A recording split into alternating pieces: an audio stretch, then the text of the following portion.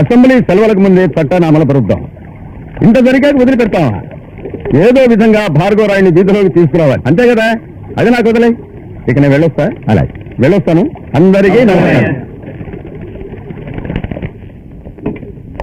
మామూలు ఇవాళే పంపిస్తాను.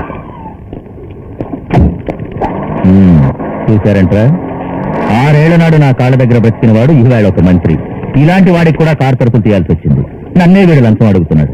వీడికి ఎందుకు ఇవ్వాలి అసలు లంచం? భార్గవరాయుడు భూములన్నీ జప్తుకు రావాలి. ఊరి జనం ముందర వాడు అవమానంతో తలంచుకోవాలి. అందుకే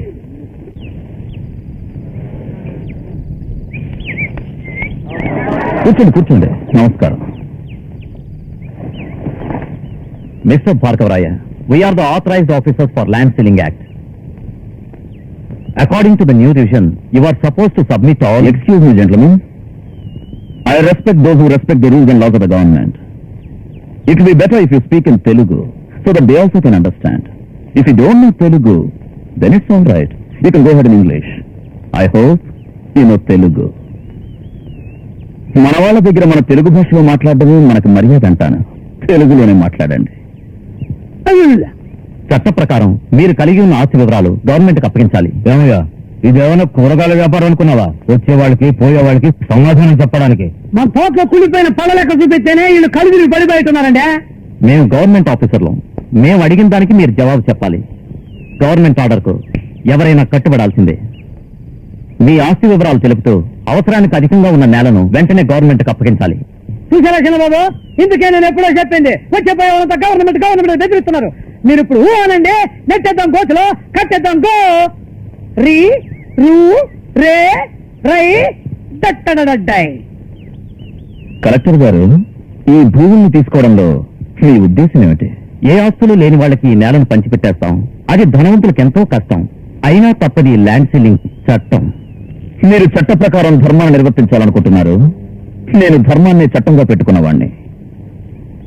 మీ చట్టం రాకముందే నా అవసరానికి మించున్న భూముల్ని మొత్తం నేను ఈ లేని వాళ్ళకు రాసిచ్చాను. ఇప్పుడు నాకు పొలాలున్నట్లే ఈ అప్పయ్యకి, సుబ్బయ్యకి, గోవిందయ్యకి అందరికీ ఉన్నాయి. కావాలంటే మీరే చూసుకోండి. కలెక్టర్ గారు, ఈ భూపరిమితి చట్టంలో ఉన్న ఒక్కొక్క నిబంధన కోర్టు వారి గజెట్లో వచ్చే బయటకొచ్చే వరకు అమలుకు రాదు. దాని ముందు తెలుసుకోండి. వీరపరాయుడు లాంటి చిల్లర వ్యక్తుల మాట విని చట్టం రాకముందే అధికారాన్ని దుర్వినియోగం చేయకండి. పంచకట్టు కట్టే వాళ్ళకి ఏమీ తెలియదనుకోకండి. వెళ్ళండి. ఆగండి, ఏమండి? ఆగండి కలెక్టర్, ఆగండి. ఇంగ్లీష్ పేసి మాట్లాడు, కొంత ఎండిపోయి ఉంటుంది. ఏమండి, కొబ్బరి నీళ్ళు ఇంగ్లీష్ లో ఏమంటారు? టెండర్ కాకనట్లు 2 కొట్టిస్తాను, తాగేసుకోండి. భార్గవ, భార్గవ, భార్గవ, రండి రండి రండి రండి రండి రండి రండి. ఎప్పుడొచ్చారు? ఇదే రావటం అబ్బాయి. ఎలా? మల్లీశ్వరి. మల్లీశ్వర బ్రహ్మాండంగా ఉంది. తనేగా ఇవి ఇచ్చిరమ్మంది. తీసుకో పుల్లలు. ఏంటి నీ చేతికి పంపించడం? ఈ పుల్లల్లో పెద్ద విశేషం ఏదో ఉందని మల్లీశ్వరి మాటలను బట్టి నాకు తెలిసింది. ఇప్పటికే మా ఊళ్ళో ఒక్క వేప చెట్టు కూడా లేకుండా కొట్టించేసింది. దీన్ని నిట్టాగా వదిలేస్తే పిచ్చి ముదిరిపై తుమ్మ చెట్లు, ములగ చెట్లు కూడా కొట్టించి పారేస్తుంది.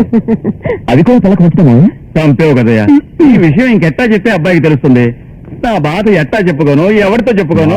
చెప్పి తీరాల్సిందే, వేరే దారి లేదు. మావయ్య, మల్లీశ్వరి భార్గవునే కలవరిస్తోంది. భార్గవుడు మల్లీశ్వరినే కలవరిస్తున్నాడు. వీళ్ళిద్దరి మధ్యన ఎన్నాళ్ళని ఇట్టా రాయబారం చేయగలను? అందుకని పెళ్లి చేసి పారేయాల్సిందే. ఇంకా ఆలస్యం ఎందుకని నేనే తాంబూలాలు పుచ్చుకోవడానికి రమ్మని పిలవటానికి వచ్చాను. మావయ్య, వచ్చే శుక్రవారం లగ్నం బాగుందట. అందరూ మా ఊరు తరలిరండి. ఏమల్లుడు, సంతోషంగా మాట్లాడవయ్యా. అట్లా మెరుకులు తిరిగిపోతానే. సిగ్గేస్తుంది మావయ్య. అయ్యో, నాకు దక్కవలసిన దాన్ని, నా సొంత అక్కయ్య కూతుర్ని వాడేలా చేసుకుందాం అనుకున్నాడ్రా? మీ మామయ్య స్వయంగా వెళ్ళి పిల్లల్నిస్తాను రమ్మంటే ఎవడైనా వద్దంటాడే ఏంటి? ఆయన ఒక్కడే కాదండి, 50 బళ్ళల్లో చీరసారులతో పోతున్నాడేంటండి. వింటానంటే నీకు మాట చెప్తా. అతనికి మాత్రమే పిల్లల్నిస్తాను రమ్మని చెప్పి నేను అవమానించినట్లు పిలవకుండానే అక్కడికి వెళ్ళి నువ్వు ఆయన అవమానపరచు.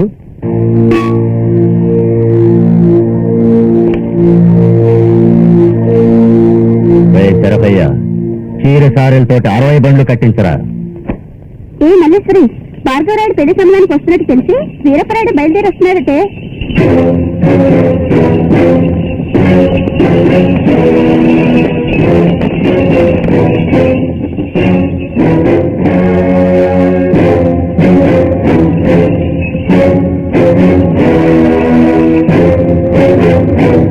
ఏదో ఇద్దరు వచ్చినట్లు ఇద్దరు ఒకేసారి వచ్చారండి. అక్కడ ఏం జరుగుతుందో చేత రావే.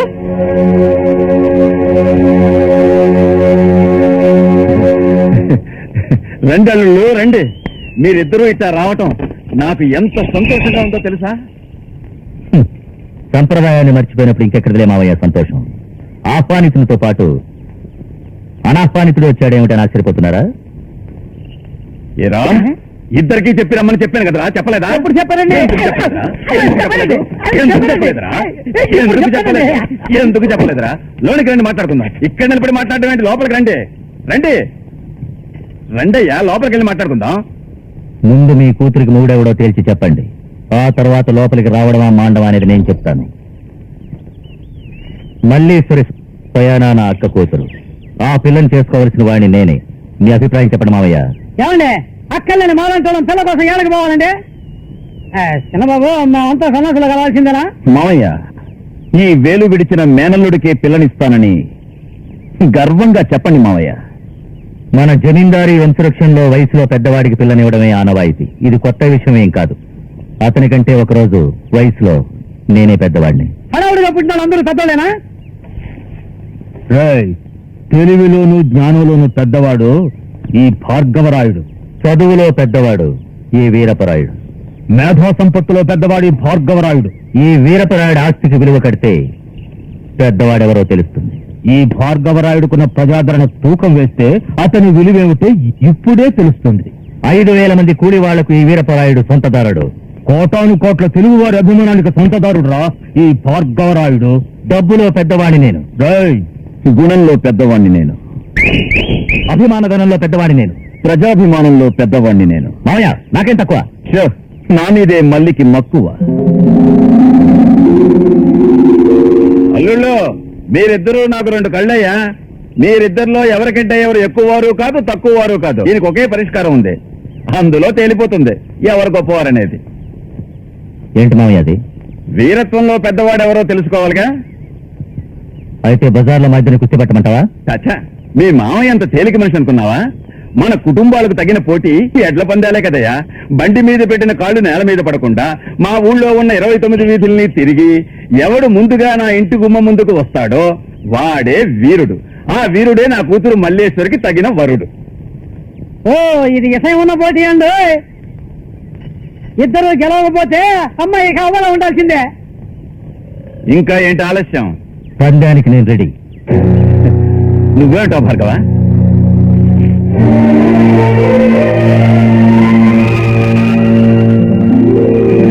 పందెం ఎప్పుడు మావయ్య?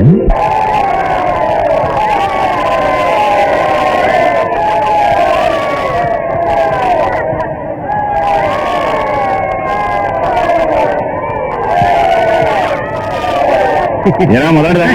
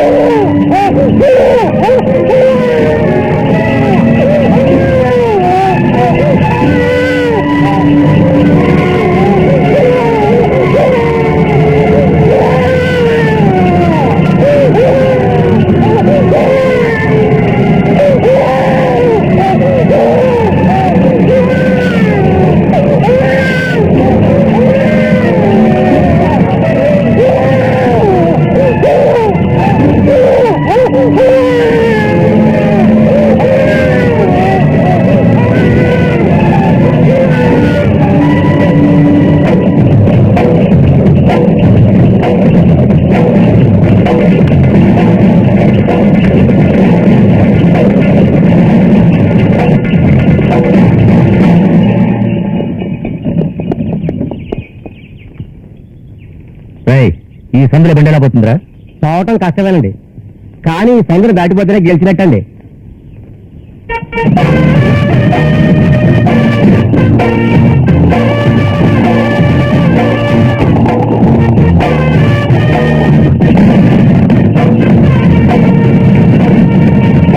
నేల మీద కాలు పెట్టకుండా వెళ్ళినప్పుడు కదా గెలిచేది వీడు. వీడిని బండి మీద నుంచి పడేస్తే సరి.